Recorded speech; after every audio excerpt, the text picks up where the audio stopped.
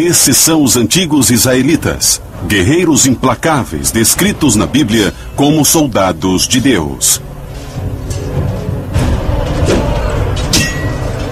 Eles são ferozes, determinados e imbatíveis.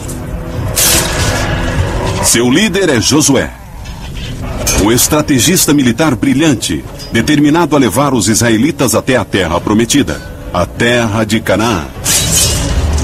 Para cumprir sua missão, Josué e seu exército travam algumas das batalhas mais brutais descritas na Bíblia. Talvez nenhuma seja mais conhecida que a Batalha de Jericó. Uma história intrincada de espionagem, guerra psicológica e extermínio de uma população inteira. Mas Jericó é só a primeira em uma longa lista de campanhas militares planejadas para conquistar a terra de Canaã. Uma campanha cheia de sangue e morte.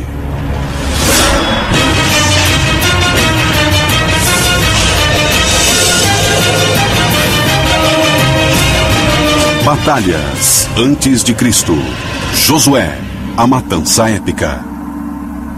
O poder militar de Josué é primeiro descrito na Bíblia durante a grande campanha do Êxodo na saída do Egito no século 14 a.C. Logo depois dos israelitas terem atravessado o Mar Vermelho, eles são encurralados por um grupo cananeu chamado de Amalequitas. O líder israelita na época era Moisés. Ele escolhe seu guerreiro mais feroz, o jovem Josué, para ser seu comandante. Josué luta brilhantemente e lidera os israelitas para a vitória. Mas tanto ele quanto Moisés percebem que os israelitas precisam ser uma força de combate mais eficiente se quiserem invadir e conquistar Canaã e suas dezenas de cidades-estado fortificadas. Os israelitas são guerreiros de infantaria leve. Eles não podem encarar o inimigo em campos abertos. Os cananeus têm bicas e podem facilmente vencê-los. Então eles ficam no deserto por 40 anos, criando um exército poderoso e muito forte. Josué está impaciente para invadir Canaã, mas aceita a sabedoria de Moisés, que acredita que os israelitas devem ficar no deserto por mais tempo para treinar uma nova e maior força de combate. Depois de 40 anos, o contingente do exército cresce para 8.000. Uma força que agora vai ter o seu momento. O primeiro passo é deixar o acampamento em Cádiz Barneia. As cidades muradas de Canaã bloqueiam a rota pelo norte. Então Moisés e Josué lideram 35.000 homens, mulheres e crianças para o sul. E depois para o leste, até o Vale do Jordão. Os israelitas passam tranquilamente pela terra dos Edomitas e dos Moabitas. Mas logo encontram uma tribo não amigável, que se recusa a deixá-los passar, os Amonitas. Nesse primeiro teste do exército israelita recém-treinado, Josué mostra que não perdeu sua habilidade militar e lidera o exército até a vitória. A Bíblia diz que Moisés, Josué e os israelitas atacaram várias outras tribos no Vale do Jordão a caminho de Canaã. Números 21:33. Eles subiram pelo caminho de Bazã. Og, o rei de Bazã, com todo o seu povo, saiu contra eles e os atacou. Eles o derrotaram, e também seus filhos e todo o seu povo, sem deixar ninguém com vida. Qual a necessidade desse tipo de brutalidade? E a resposta, de uma perspectiva militar, é bem simples. Os israelitas não têm intenção de morar no Vale do Jordão. Sua intenção é passar com o exército até a fronteira de Canaã, para que a área, ao longo do Rio Jordão, se torne um ponto estratégico para ataques futuros a ela. E eles não podem permitir forças hostis significativas na sua retaguarda. A Bíblia nos diz que Moisés morre antes de chegar à terra prometida e Deus escolhe Josué como comandante dos israelitas. Até aqui, os israelitas precisaram de 40 anos e milhares de mortes para chegar onde estão. Mas entender onde Josué esteve nos dá uma boa ideia do que vai acontecer a seguir em sua história. Por mais difícil que tenha sido até aqui, a próxima parte da viagem para Canaã será ainda mais sangrenta. Josué, agora sozinho no comando, desenvolve uma estratégia para conquistar Canaã. Ele precisa adquirir o controle da cadeia de montanhas que passa pelo centro da região. Uma vez nessa cadeia de montanhas, ele não só controla todas as passagens pela região, mas também está livre do contra-ataque dos exércitos cananeus, que têm muitas bigas, enquanto os exércitos israelitas têm uma infantaria essencialmente leve. O exército israelita é perfeito nas táticas de ataque e retirada em terreno irregular, e eles vão jogar com essa força. Josué reúne seus 8.000 soldados e anuncia a localização de seu primeiro ataque. Ele será contra uma das cidades mais antigas do mundo, a lendária cidade de Jericó. Josué atacou Jericó porque ela é o primeiro passo em uma guerra israelita de extermínio. Os israelitas não têm intenção de se estabelecer em Canaã enquanto houver outras pessoas ainda por lá. Eles pretendem atacar cidades, expulsar todos e substituir sua população por eles próprios. Jericó é bem pequena, tem uma população pequena, quase indefesa. Mas Jericó tem suas famosas muralhas, que são 2 muros paralelos com 3,5 metros de separação. Acredita-se que as paredes têm em torno de 9 metros, se estendendo por 1.280 metros. Algumas pessoas de Jericó vivem no espaço entre as 2 muralhas. Entender o desenho de Jericó é crucial para o sucesso da tomada da cidade. Ele não entra apenas com seu exército. Como qualquer bom comandante, ele faz um reconhecimento do alvo. Ele envia 2 espiões para a cidade de Jericó para checar suas defesas e ver o que mais acontece. Ele está levando esse exército para Canaã pela primeira vez. A única coisa que ele não pode encarar é uma derrota ou um erro colossal. Ele quer ter certeza de que isso será um sucesso militar. Os espiões entram em Jericó e se dirigem a um bordel, uma decisão engenhosa.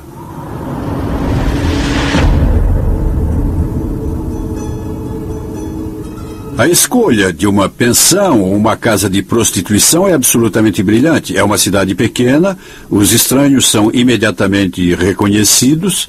O único lugar onde eles poderiam estar sem se esconderem seria numa casa de prostituição. Também é onde se fala muito, e muita fofoca pode ser ouvida sobre as disposições de tropas, as formas de combate e etc. Eles encontram uma prostituta que concorda em ajudar. Seu nome é Raabe. Raabe conta aos espiões israelitas sobre a situação de Jericó. E o que fica bem claro é que eles têm um moral muito baixo. As histórias das grandes matanças durante a campanha jordaniana chegaram aos seus ouvidos. Então eles estão morrendo de medo de serem atacados. A Bíblia diz que Raabe mora entre as 2 muralhas paralelas. Isso é importante porque, como veremos, há alguns que acreditam que a localização do apartamento de Raabe é a chave para o desenrolar da Batalha de Jericó. Agora anoiteceu e os espiões israelitas estão prontos para sair de Jericó e levar o relatório de inteligência a Josué. Mas seu disfarce é descoberto. O serviço de inteligência do rei de Jericó descobre que espiões israelitas estão na cidade e os rastreia até o apartamento de Raabe. Eles exigem que ela entregue os 2 espiões israelitas. De acordo com a Bíblia, Raabe acoberta os israelitas. De fato, esses homens vieram aqui, mas eu não sabia de onde eram. À noite, ao fecharem a porta da cidade, eles foram embora, não sei para onde. Vão atrás deles. Certamente os alcançarão. Parece que eles ficam satisfeitos com essa explicação.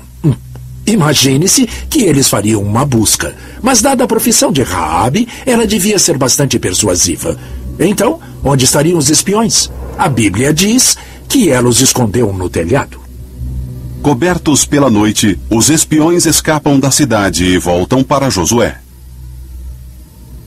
Mas antes de irem, eles dizem a Raabe: por ter nos ajudado, quando houver o ataque à cidade, queremos que você e sua família sejam poupados. E para sabermos que essa é a sua casa, Pegue um cordão vermelho, amarre na janela e nenhum mal acontecerá a você ou à sua família.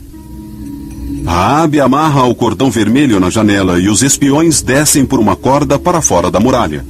Os homens relatam a Josué informações importantes. A pequena população de Jericó está aterrorizada e, portanto, vulnerável. A informação dá a Josué a confiança de que agora é hora de atacar a cidade. Josué lidera seu exército pelo rio Jordão em direção a Jericó. É um exército grande. Nossas estimativas falam de 8 a 9 mil homens. Um dos maiores exércitos que já foram postos em campo em Canaã. Dentro das muralhas, os cidadãos estão apavorados. Aí vem o exército que eles sabem que matou todo mundo a caminho do Vale do Jordão. Jericó é uma cidade pequena de apenas 3 hectares, praticamente o tamanho de 8 campos de futebol americano. Para estimar a população da antiga Jericó, baseado em referências, os historiadores falam em 830 habitantes por hectare urbanizado. Isso vezes uns 8,5 hectares e você chega a uma população de aproximadamente 2.500 mais ou menos. Uns 20% disso pode ter se reunido para defender a cidade. As muralhas têm 1,5 km de circunferência. Então você tem um exército lá fora de 8 a 9 mil homens, cercando uma cidade que não chega a ter 500 soldados dentro das muralhas. É quase 1 para cada 3 metros. O exército israelita pode cercar Jericó com 1 homem a cada metro por 6 vezes. Mas esse imenso exército não ataca. Durante 6 dias, Josué marcha com seus homens ao redor de Jericó. A descrição bíblica do plano soa como absurda. De acordo com ela, Yahvé diz a Josué que ele deve marchar em torno da cidade por 6 dias. De acordo com a Bíblia, no 7º dia, os israelitas deveriam soar suas trombetas ou trompas de batalha. E as muralhas deveriam cair, e todos conhecem a história sobre Josué na Batalha de Jericó e as muralhas que caem. Josué disse ao povo: gritem, porque o Senhor entregou a cidade a vocês. Ao ouvir o toque da trombeta, o povo gritou alto e a muralha caiu. Os homens entraram e tomaram a cidade. As muralhas caíram, e as defesas de Jericó também. É um milagre ou há uma outra explicação? As muralhas de Jericó ruíram.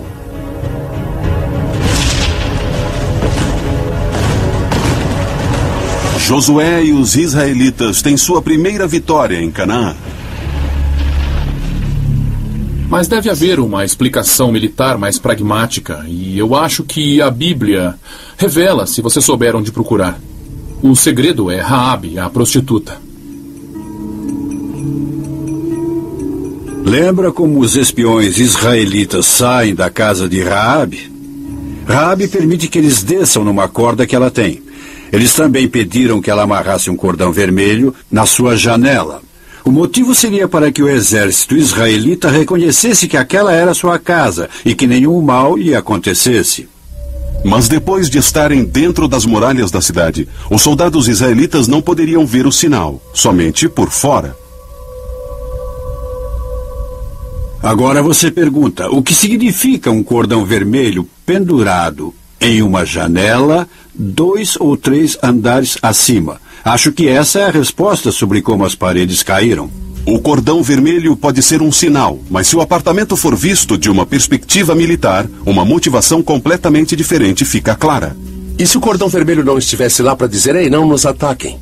E se fosse um convite para subirem? Quem disse que Raabe não pôs a mesma corda para fora da janela que os espiões usaram para descer, para que agora os soldados israelitas subissem por ela? O exército israelita cria o disfarce perfeito, com esses soldados marchando ao redor da cidade, soprando ruidosamente suas trombetas de batalha. Enquanto houvesse o barulho, ficava fácil que 8, 10, 12 homens por vez subissem pela corda, até o apartamento indicado pelo cordão vermelho e se escondessem dentro dele ou no teto. Durante 6 dias, 10 homens de cada vez, seriam uns 50 ou 60 homens, agora dentro da muralha. No 7º dia, o exército ainda marcha em torno da cidade. Josué dá o comando e, mais uma vez, os israelitas sopram suas trombetas. Apenas uma última vez. Que barulho era esse? Provavelmente um sinal para os homens das operações especiais, e o que eles devem ter feito foi sair rapidamente. E atacaram o seu alvo por dentro, abriram o portão e as muralhas caíram. Por ter mais homens do lado de fora em relação aos cidadãos de dentro, eles poderiam facilmente derrubar uma parte da muralha. Isso pode ter facilitado que soldados israelitas subissem no topo e as muralhas, metaforicamente falando, começassem a ruir. Com a cidade nas mãos de Josué, o que ele fez a seguir realmente horroriza pessoas que leem a Bíblia. Ele executou toda a cidade à espada.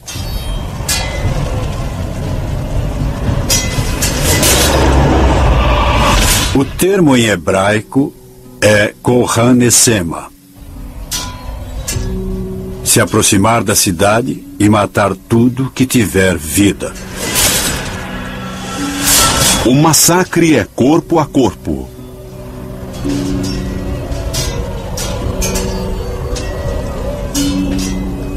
É uma guerra de extermínio. Josué envia um recado a outros reis de Canaã. Esse é seu destino se não forem embora.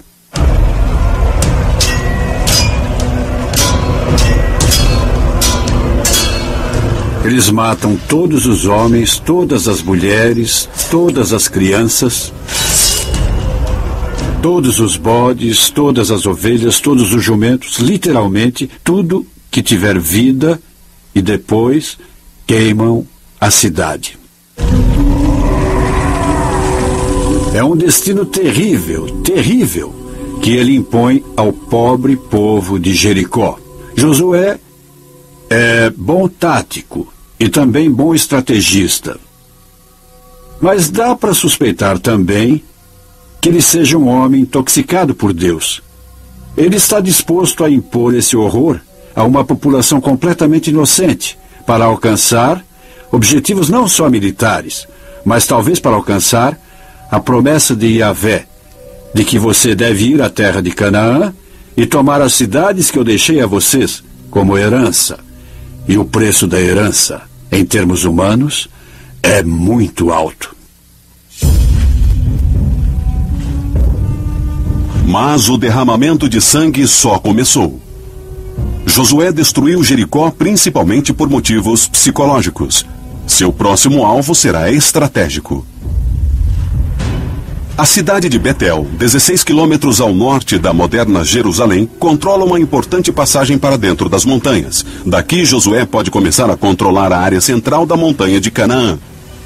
Betel representa um dos poucos lugares na montanha onde uma força invasora pode se consolidar. Então eles precisam dessa passagem para que Josué possa pôr o resto de sua estratégia em andamento, podendo se mover pelas próprias montanhas em ambas as direções e neutralizar todas as cidades cananeias. Antes dos 8.000 homens de Josué seguirem adiante, ele envia uma pequena força de reconhecimento a Betel. No caminho, eles passam pelas ruínas de uma cidade chamada Ai. Ai foi uma cidade altamente fortificada uns 1000 anos antes. Mas durante o período de Josué, ela estava em ruínas. A ruína tem um importante papel na próxima fase da conquista de Josué. A equipe de reconhecimento de Josué afirma que Betel e Ai serão facilmente vencidas. Eles aconselham que ele não envie todo o exército lá em cima na ruína, porque não há necessidade. Confiando na informação, Josué envia apenas um pequeno grupo de aproximadamente 600 homens até Ai. Ele não faz ideia de que o exército de Betel está escondido nas ruínas. Em Ai, Josué comete um dos seus poucos erros. A função do pelotão de reconhecimento é relatar a situação no local e não dar sugestões operacionais. Enquanto o resto do pelotão fica de fora, uma pequena equipe de reconhecimento entra nas ruínas.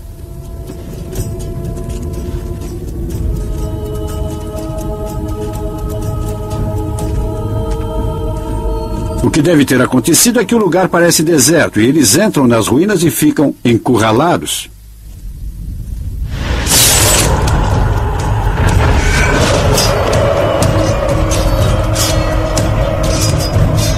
A maior parte da equipe de reconhecimento é morta. O resto do pelotão israelita fora das ruínas entra em pânico e parte em retirada. A armadilha em Ai se torna a primeira derrota de Josué. A vitória de Josué em Jericó é neutralizada em Ai, onde os israelitas sofrem sua primeira derrota desde que invadiram Canaã.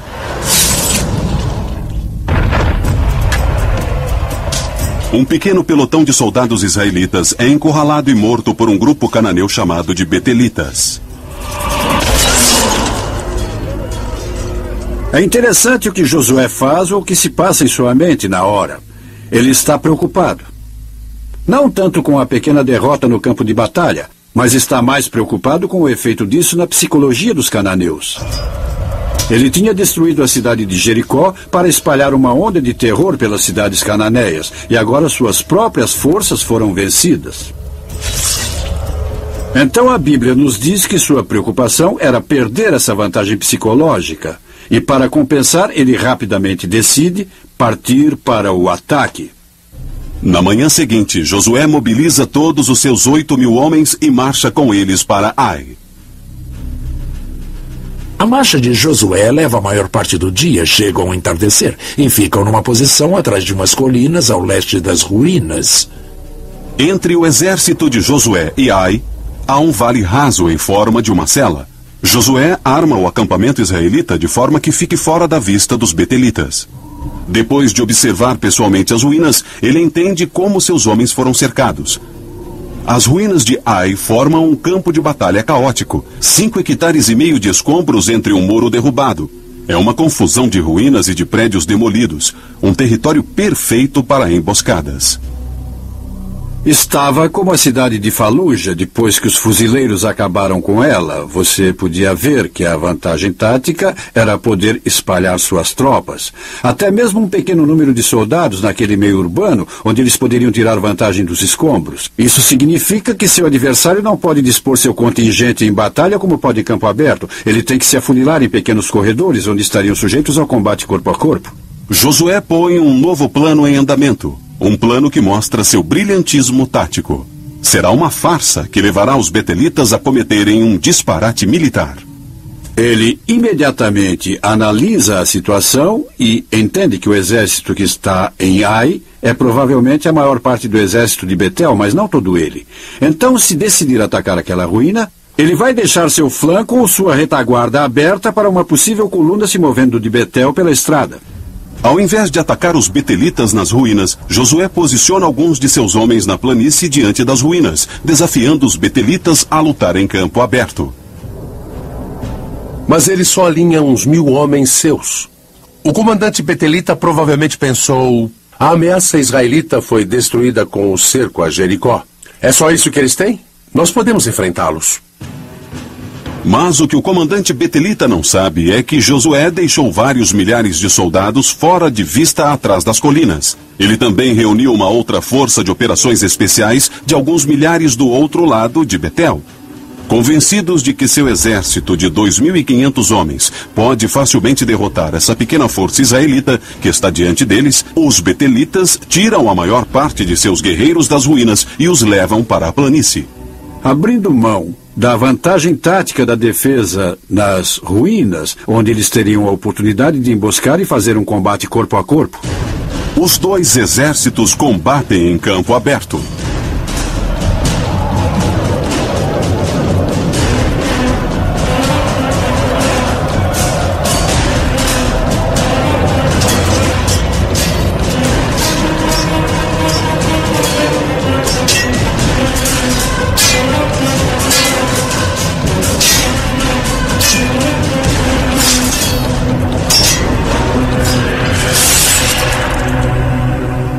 O sangue, os pelos e os olhos se misturam e a batalha é feroz. A espada de bronze é a principal arma de ambos os exércitos. Sua lâmina, de 30 centímetros, e o punhal são forjados a partir de uma única peça sólida de bronze para ter força extra. Ambos também carregam lanças de madeira de 1,80 m de comprimento. Essas armas de ataque são arrematadas com bronze afiado na ponta. Os israelitas também usam atiradeiras que transformam pequenas pedras em projéteis fatais que matam como balas. Rapidamente, o campo de batalha em Ai vira uma zona de morte. Os israelitas ainda no campo de batalha estão exaustos e batem em retirada. Nesse ponto, os betelitas, claro, começam a correr e a persegui-los, mas o fato realmente interessante é que as unidades reserva que os betelitas deixaram para trás, em Ai, também abandonam as ruínas e começam a se unir na perseguição, imaginando alcançar os israelitas, fazer grande matança e acabar com essa ameaça de invasão israelita de uma vez por todas. Quando Josué chega ao topo da montanha, ele para, vira e faz uma espada brilhar ao sol, dando um sinal aos 1000 israelitas escondidos a oeste da ruína. Assim que estendeu a mão, os da emboscada partiram correndo de seus postos.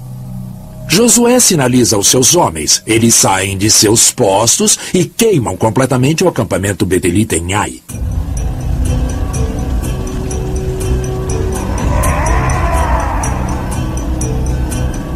Agora, os betelitas em terreno aberto olham para trás e seu acampamento está em chamas. Eles percebem que também foram pegos por trás. Mas Josué não terminou. Ele dá outro sinal. Dessa vez para o grupo principal de seu exército, por volta de 5.000 soldados. Eles esperavam atrás da serra. Dá para imaginar o terror dos soldados betelitas quando, de repente, um grupo enorme de 4 a 5.000 soldados que estavam escondidos até então aparece nos limites do vale e começam a lutar junto com as forças de Josué, que se viraram, se reuniram e começaram a atacar para baixo. Os betelitas são capturados entre duas forças israelitas. Sendo apenas 1/3 do contingente inimigo, os betelitas são encurralados e mortos.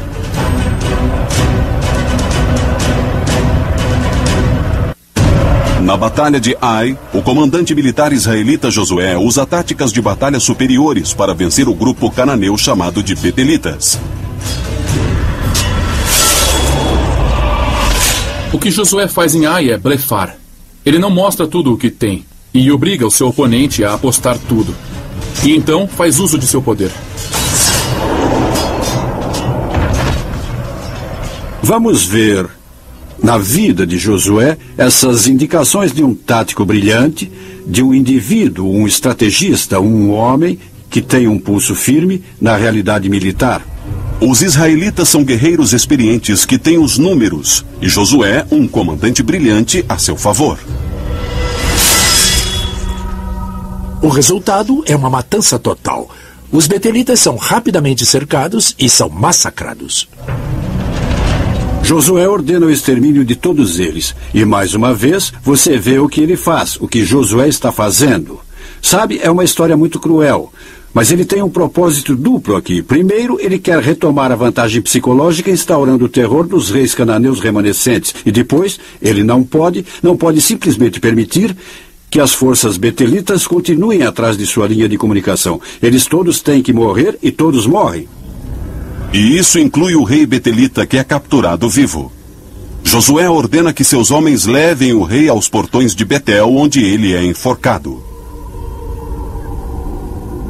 Ele enforca o rei em uma árvore e o deixa lá até a noite.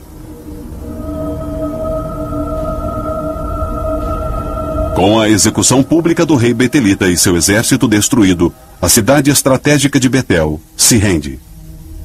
O brilhantismo tático de Josué fica claro na batalha de Ai. Se ele tivesse apresentado seu exército inteiro diante da cidade, os betelitas nunca sairiam e o enfrentariam em campo aberto. Eles teriam visto claramente que eram minoria e que seriam destroçados na cidade. E ele seria enredado em uma longa batalha lenta e desgastante. E isso era algo que Josué não poderia arriscar. Ele não poderia arriscar perder tempo e nem homens. Josué agora ganhou iniciativa estratégica e iniciativa tática. Ele destruiu Jericó, liderou com sucesso seu exército até que tomasse a abertura para a cadeia de montanhas que atravessa Israel longitudinalmente, e ele também retomou a vantagem psicológica mais uma vez. Ele pôs medo nos corações dos reis cananeus, cujos reinos se localizam na cadeia de montanhas, principal alvo estratégico das operações militares de Josué. O próximo passo de Josué é diplomático. Ele convence tribos cananeias nas montanhas a se aliarem aos israelitas. Essas são tribos que estão armadas com suas próprias forças militares, assim como os israelitas, e estão fora da influência das cidades-estado cananeias. Isso soa para ele como enorme vantagem militar. Primeiro, agora ele pode se mover pelas montanhas, pelo menos para o norte, sem ter que lidar com essas tribos, porque elas agora são aliadas. Em segundo, elas tornaram a logística dele mais fácil. Elas também tinham suprimento de flechas, também tinham colheitas e animais que poderiam fornecer. Eles não têm nenhum ganho, claro, protegendo os estados cananeus. Então entram para o exército de Josué como mercenários. Usando dados populacionais, podemos estimar que o exército de Josué em Jericó era de uns 8.000 homens. E apesar da Bíblia não nos dizer quantos homens foram acrescentados, não seria estranho que fossem ao menos 3 ou 4.000. Então você tem uma força militar com um contingente de aproximadamente 12.000 soldados. Com o exército fortalecido, Josué marcha até seu próximo alvo, Gibeão. Uma cidade murada montanhosa localizada estrategicamente. Gibeão controla uma passagem importante de leste para oeste e uma grande rota de comércio de norte a sul. É aí que Josué ganha sua guerra psicológica. A notícia da matança em Jericó e em Ai chegou a Gibeão. A Bíblia diz que eles estavam morrendo de medo. Eles sugerem a Josué que não há necessidade de uma batalha, que eles se tornarão seus aliados. O plano de Josué está se encaminhando. Ele fecha um pacto com Gibeão e une sua força de combate à dos israelitas. Juntos, eles cortam importantes rotas de comércio cananeias no centro da cadeia de montanhas da região. Essa não é uma situação que os reis cananeus podem tolerar por muito tempo. Então o rei Jebuseu de Jerusalém, Adonisedeque, envia uma mensagem aos outros 5 grandes reis da região para que se unam contra Gibeão, e os 5 e os exércitos de todos os 5 reis começam a convergir para Gibeão. Eles começam a rodeá-la e fecham o cerco. Os 5 reis cananeus comandam uma força combinada de aproximadamente 15.000 homens. Eles são um exército poderoso de infantaria bem armada e bigas. Poucos armados e cercados, os gibeonitas enviam uma mensagem a Josué sobre o cerco. Os gibeonitas mandaram dizer a Josué no acampamento em Gilgal: não abandonem seus servos. Venham depressa nos salvar, pois todos os reis amorreus que vivem na serra se reuniram contra nós. Josué honra o pacto. Passaram-se apenas 2 meses da batalha de Ai, mas a máquina militar israelita está em ação novamente. Eles começam uma marcha noturna de 29 quilômetros em um dos terrenos mais acidentados de toda Canaã. De Gilgal a Gibeão, você sobe 450 metros de altitude. E estamos falando em movimentar muita gente, umas 12.000, em um terreno rochoso. Fazendo isso com comando e controle para levar esse grupo até uma posição em que possa atacar, conseguindo assim uma surpresa tática. Em algum ponto no meio da noite, os israelitas chegam ao lado leste de Gibeão. Para entender o que está havendo, você tem que entender o tipo de topografia em que Gibeão está localizada. Gibeão está localizada num vale, mas no centro do vale há um outeiro e a cidade fica localizada nesse outeiro. Os exércitos cananeus unidos cercam Gibeão no vale abaixo. O exército de Josué chega por trás das colinas próximas de Gibeão por volta de umas 3 da manhã. Eles estão exaustos da marcha, estão com fome, com sede, mas não podem fazer fogueiras para se aquecer, não podem fazer fogueiras para cozinhar e nem podem fazer muito barulho. E o motivo é estarem na coordenação final antes de partirem para o ataque. Josué pensa um novo plano de ataque que combina o elemento surpresa com uma precisão de tempo em seu ataque. Qualquer barulho, qualquer erro, qualquer movimento estranho e certamente qualquer fogo poderia denunciar sua posição e boicotar totalmente a surpresa que Josué se esforçou tanto para conseguir. Muitos historiadores acreditam que Josué espera até o amanhecer para iniciar seu ataque. A Bíblia diz que Josué rezou ao Senhor para que o sol ficasse parado. Josué disse ao Senhor na presença de Israel: Sol, detenha-se em Gibeão, e a lua sobre o vale de Aialon. E o sol se deteve e a lua parou. Nunca antes nem depois houve um dia como esse, em que o Senhor obedeceu a um homem. O que deve ter acontecido em termos físicos foi que era de manhã cedo e o sol está nascendo e a lua ainda estava presente no céu. Parece que foi isso que aconteceu. Isso nos dá uma ideia do movimento do dia em que houve essa batalha. O momento do dia é crucial, porque ele usa uma força da natureza como aliada. O sol. Josué lidera esse exército para cima do outeiro e ataca o outeiro abaixo com o sol em suas costas.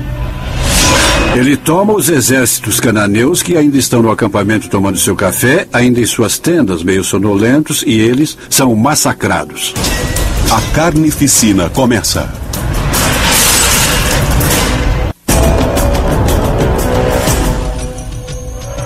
Amanhecer. Josué e o exército israelita atacam as forças cananeias próximas à cidade de Gibeão. Aí vem 12.000 israelitas aos gritos descendo a colina a toda velocidade. Você pode imaginar os soldados cananeus acordados pelos gritos de batalha do lado de fora de suas tendas. Sem armaduras e sem armas, eles tentam recobrar os sentidos até serem cegados pelo sol baixo, brilhando em seus olhos. E no meio de toda essa claridade, há somente espadas israelitas.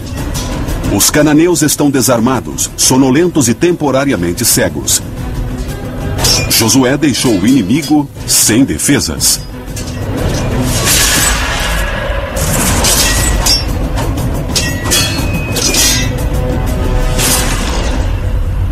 Vemos de novo seu conhecimento do terreno e sua tática. As montanhas rodeiam toda Gibeão. Josué poderia ter colocado seu exército em qualquer lugar, mas colocou-o numa posição em que, quando o sol nascesse de manhã, ele pudesse estar nas suas costas. E ele atacou um inimigo que ainda não comeu e nem acordou totalmente, tirando vantagem do terreno, da geografia e até do movimento do sol, transformando tudo em vantagem para seu objetivo tático. É uma matança fácil. Os que não foram mortos fugiram. Mas não há escapatória. Os israelitas caçaram todos, determinados a não deixar sobreviventes. O que Josué tem em mente é nada menos que o extermínio do exército de uma das mais poderosas cidades-estados em toda Canaã. Eles não devem sobreviver por mais um dia. Eles continuam caçando e perseguindo os cananeus que fugiram em todas as direções até o pôr do sol. Depois descansam naquela noite, levantam logo ao amanhecer e continuam a perseguição.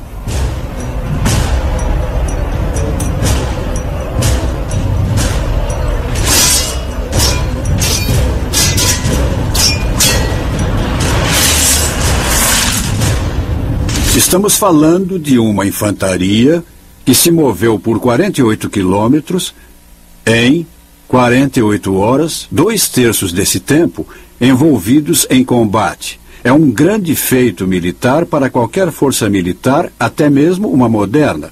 Mas ver isso executado nos tempos da Bíblia dá mesmo a sensação de como Josué era um comandante militarmente sofisticado. É simples. Basta ver que ele lutou uma das maiores e mais estudadas batalhas da história do mundo. É uma vitória estratégica crucial para os israelitas e um momento decisivo na invasão de Josué a Canaã. Nesse momento, Josué já tinha alcançado muitos dos seus objetivos estratégicos. Ele está no controle da maior parte da cadeia de montanhas. Ele também já fez acordos ou destruiu a maior parte das cidades-estado cananeias. Então, Josué foi bem-sucedido em grande parte. De acordo com a Bíblia, Josué continua vencendo dezenas de reinos cananeus, mas não consegue capturar toda a terra prometida. No fim das contas, sabemos que Josué simplesmente não consegue reunir todas as forças que poderiam trazer a conquista completa de Canaã e sua colonização pelos israelitas. O resultado é que, como a Bíblia conta essa história, Josué nunca conseguiu fazer isso e assim morreu na amargura. No final de sua vida, Josué se aposenta do combate e cai no anonimato. Ele foi enterrado sozinho num lugar que, traduzido do hebraico, significa Montanha da Ira, e diz a Bíblia que ninguém foi ao seu funeral. Esse é um final inesperado para um dos maiores comandantes da história. Mais de 300 anos depois, a conquista sangrenta da terra prometida por Josué, e particularmente a Batalha de Jericó, continuou sendo uma das histórias mais populares da Bíblia. Há uma certa mitologia sobre Jericó. Ela tem todos os elementos de uma grande aventura. Há espiões, guerra psicológica, estratégia, suspense e, claro, violência. E isso fica mesmo em você. A história de Jericó ficou marcada na consciência humana. Quando você pensa na matança de uma população civil, supostamente com a bênção de Deus, algumas questões são levantadas sobre o que isso demonstra a respeito da Bíblia. As estratégias militares de Josué, de cerco e guerra psicológica, ecoaram através da história. Em abril de 1975, o exército comunista do Vietnã do Norte, sob comando do famoso general Nguyen Giap, chega de todos os lados até a capital sul-vietnamita Saigon. E antes das Forças Armadas, houve uma onda de rumores que meio que enfraqueceram a vontade de lutar do povo de Saigon. Como Josué, Giap cerca Saigon com suas tropas. Basicamente, ele cria um elo em torno da cidade e o aperta aos poucos. Ao mesmo tempo, a reputação de Giap chega na frente. O povo de Saigon lembra sua ofensa em Tet 7 anos antes, com execuções em massa de milhares de civis sul-vietnamitas. Alguns dizem que os Vietcongs tinham homens em Saigon em 1975 que ajudaram a alimentar os boatos, aumentando o terror que tomaria conta da população civil, como pessoas que tiveram suas unhas arrancadas e outras torturas, coisas terríveis. Josué é mais conhecido como o homem que levou os israelitas até a terra prometida de Canaã. Uma terra que continua a se encharcar de sangue. A antiga Canaã abrange o que é hoje Israel e os territórios ocupados. As disputas de terra ainda existem.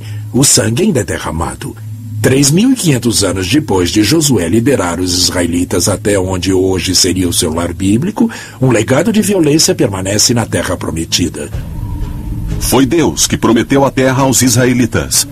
Mas foi um homem quem os levou para casa. O gênio militar ardiloso e brutal, Josué.